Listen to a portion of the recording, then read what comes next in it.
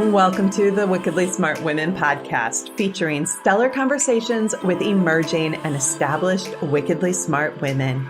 Thanks for joining us today as we celebrate women who are committed, care deeply, and have the courage to take action and create conscious change all around the world. Now here's your wickedly smart host, Angel B. Hartwell.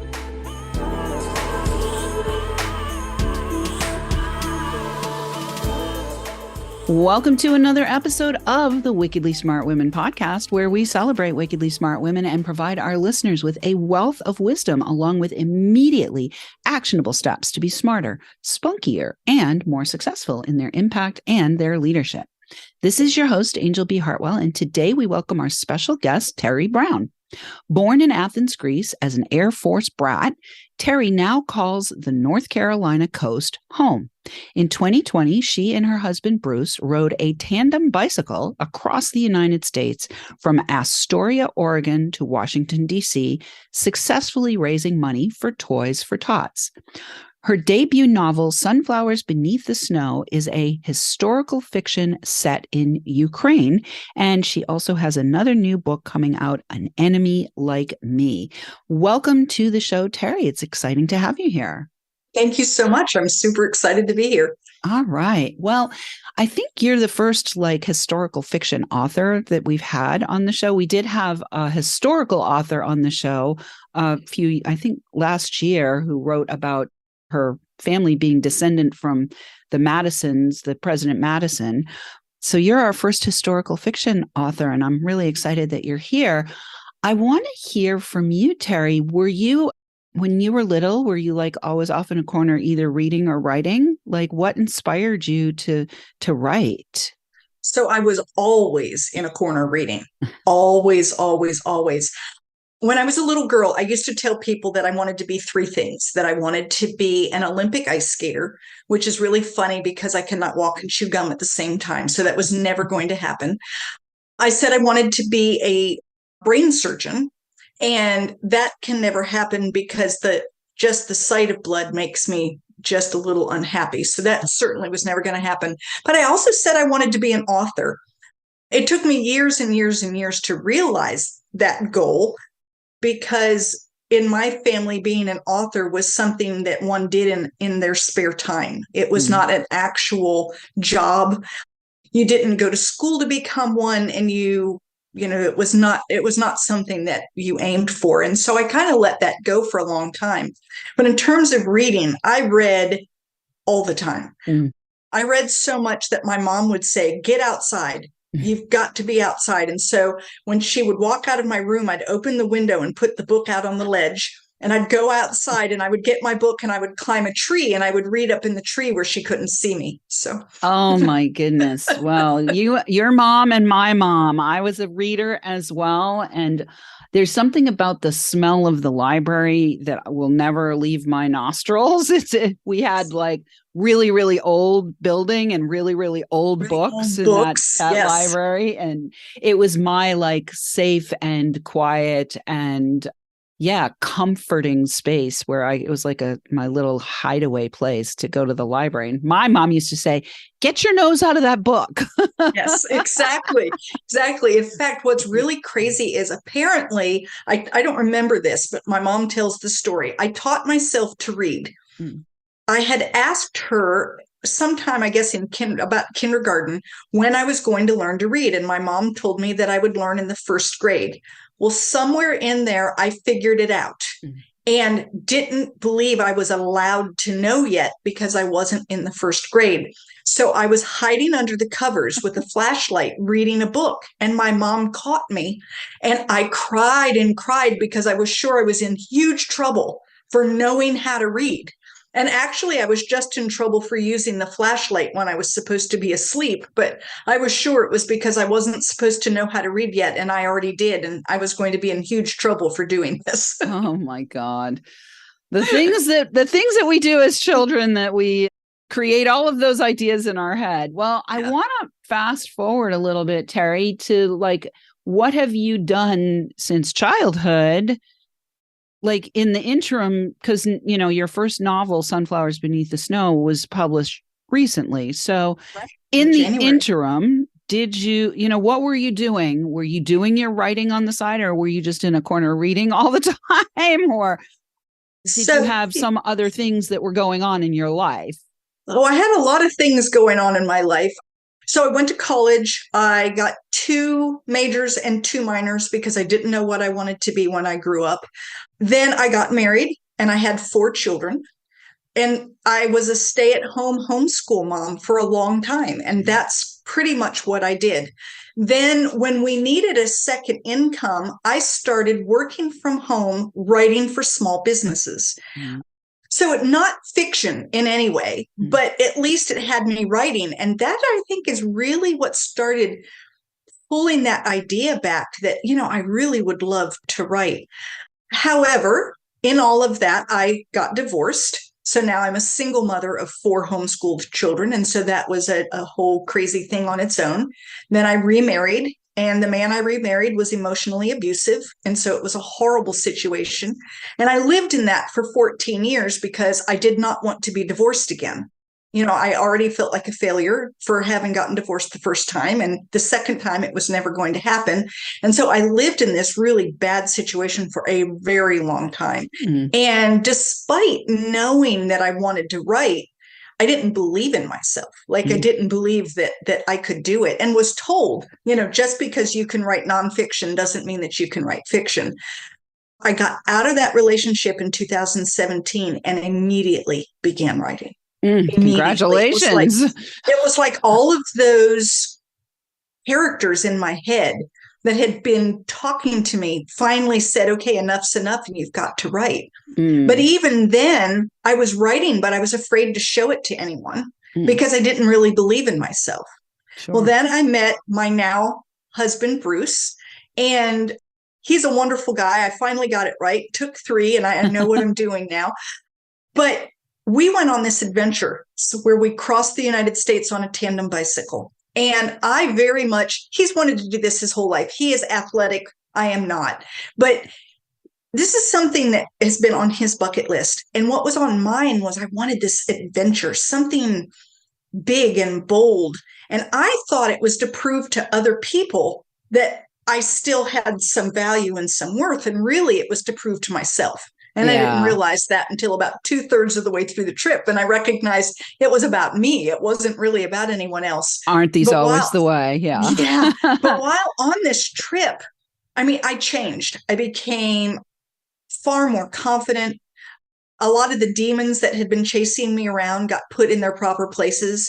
That's not to say that they don't ever come popping up because, we all have them and they all pop up, but they're no longer sitting in the forefront.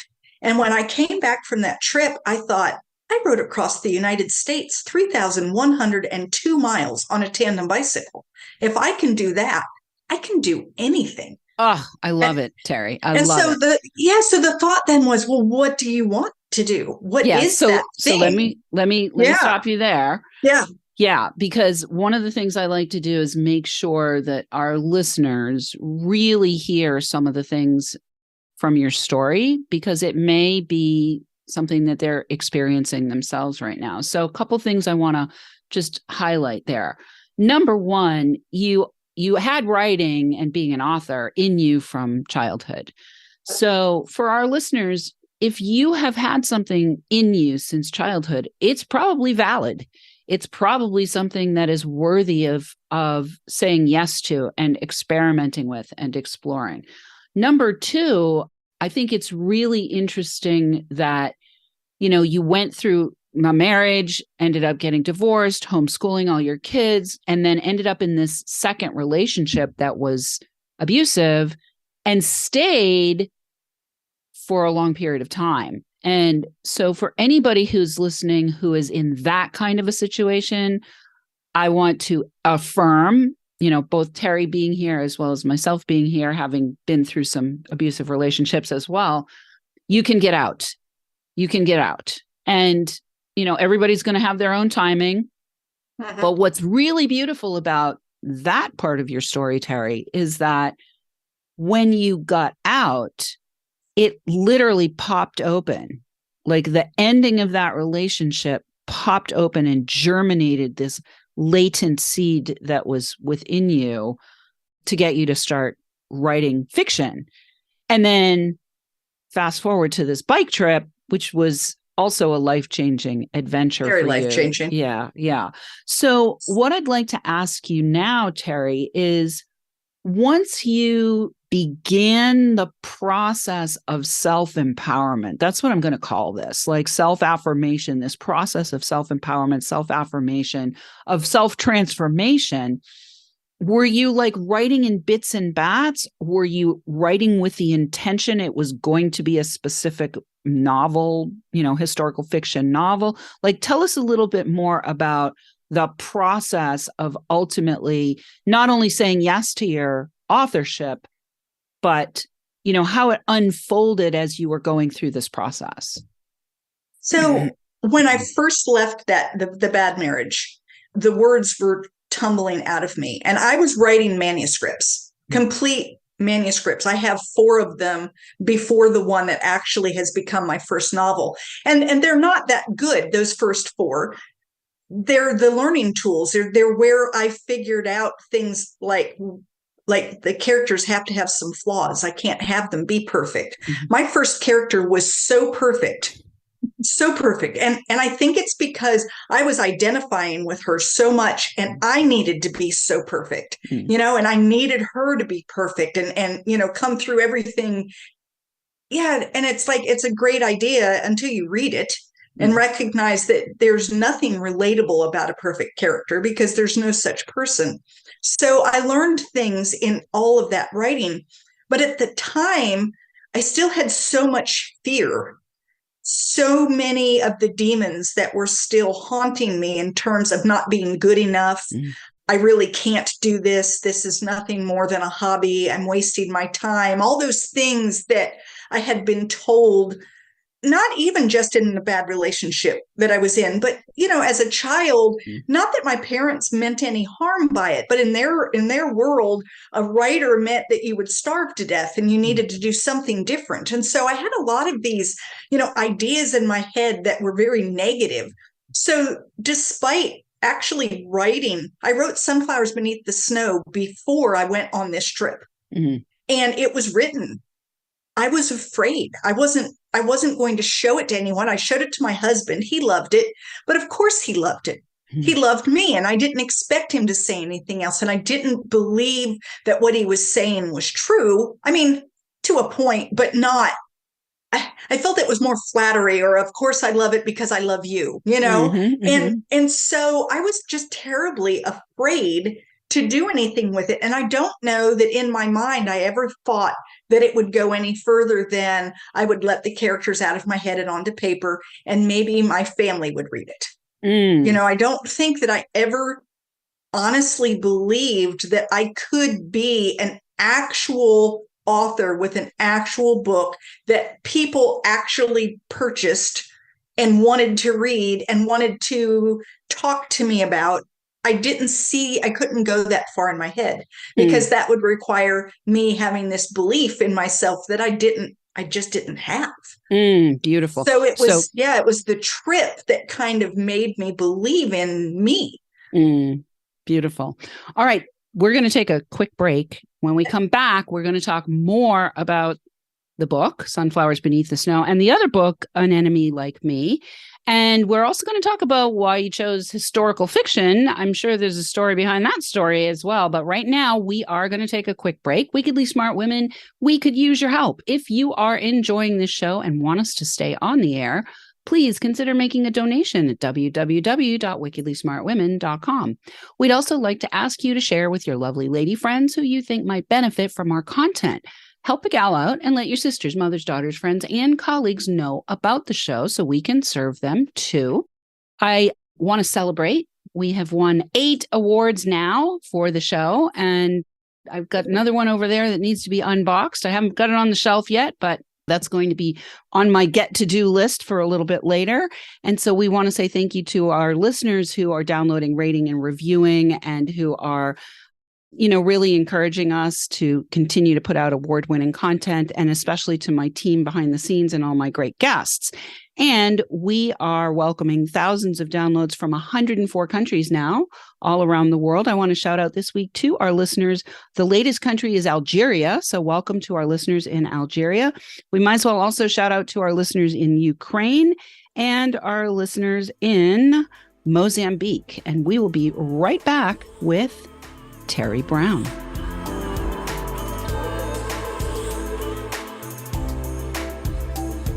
The Wickedly Smart Women podcast is brought to you by the Wealthy Life Mentor.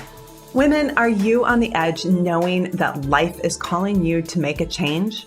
Are you ready to be part of the evolution of what it means to be a wickedly smart woman, creating your wealthy life by design? A life that is an extraordinary work of art. Angel B. Hartwell, the Wealthy Life Mentor, is hired by women in transition. Women just like you who want to break through to their brilliance, become clear on the value of their wisdom, and embody a beauty-filled, balanced life of shameless self-expression. Discover your wealthy life readiness by taking the quiz at quiz.wealthylifementor.com.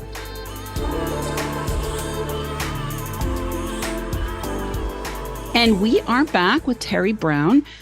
Before we went to the break, we were talking about her book and want to let you know where you can find out more about her.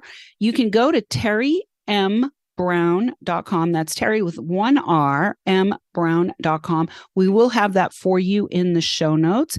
And when you get to her site, you can sign up for her newsletter, and you're also going to get a list of 10 historical fiction books that will bring you to tears. So you may want to hop on over there and grab that, and also consider purchasing one or both of her books so that you can help this wickedly smart woman continue to step even more into her authorship and continue to pursue her life adventure of being ultimately, I'm sure, best-selling author. So, Teri, let's talk about Sunflowers Beneath the Snow, historical fiction set in Ukraine. Obviously, when you finally made the decision to put it into book form, and, you got it out of your head and onto a page, but then you had to put it into book form, your timing was pretty aligned with Ukraine suddenly. Amazing. Yeah, Ukraine suddenly being like really on the map for people in ways that it hadn't been for a long time. So I'd love to have you talk a little bit about the premise of the book and how you feel about the timing of finally getting it out of you, right? And out into the public. Right. So the book has a little bit of truth to it. In fact, the last 3 pages of the last chapter are true. And it's a story that a Ukrainian friend told me. When she told me this story, it was so powerful that goosebumps ran up my arms. And I thought, oh, this has got to be like a movie or a book. But at the time I heard the story, I was still in that bad relationship, and there was no way I thought I could write it. Then in 2018, I did write it. So I tell everyone I wrote 82,000 words of fiction so I could tell 3 pages of truth. But the story itself, it follows 3 generations of Ukrainian women. The oldest generation is married to a man who is a rebel, essentially a spy. In 1973, he gets compromised and he has a choice. He can die or he can leave the country. But if he leaves the country, he has to leave his family behind. He makes that choice to leave. And now we follow this woman and her child through until now she also has a grandchild. And we see how they navigate living in Ukraine when it's still under Soviet control, then into when it's early independence, and then all the way up to when Russia invaded in 2014. So yeah, the timing is phenomenal because like I said, I got the idea in 2016, wrote it in 18, finally got it accepted in 2021. And then it came out literally just weeks before this current Ukraine-Russia crisis. So, wow, that's pretty intense that the timing was so aligned. So let's talk about a little bit about what's happened for you and the book since it came out, because, obviously the stars all aligned here. So as an author, for anybody who's listening in the audience who might want to become an author themselves, I'd like to have you talk to us about what's been the experience of now becoming, having that rite of passage of the book is in your hand and you are now officially an author. So again, initially, when I got the book and saw my name on the cover, well, for 48 hours, I walked with the book pressed up against my chest. And every time I kept pulling it and looking and seeing my name and pulling it back to my chest. I mean, it was absolutely phenomenal. I just couldn't believe it. Then came that first time of handing that book to someone. And I was afraid. Because, I knew my publisher liked it. My husband liked it. But now I was setting it out into the world. And, what if people hated it? And it's my baby, it's like my I don't know, it's a baby. It's mine. And these are my characters. And it's all in my head. And it's different than if they didn't like an article that I wrote for a real estate agent. Because if they didn't like it, more than likely, they just weren't interested in the topic. It wasn't a big deal. But these were my children, and the idea that you're going to send it out into the world. And so the first couple of reviews that I got from readers, and they were good. And I would just cry. I cried. I bet I cried more in the first month that book was out than I've cried in years, because it was just a very emotional journey for me to think that I'm actually doing this.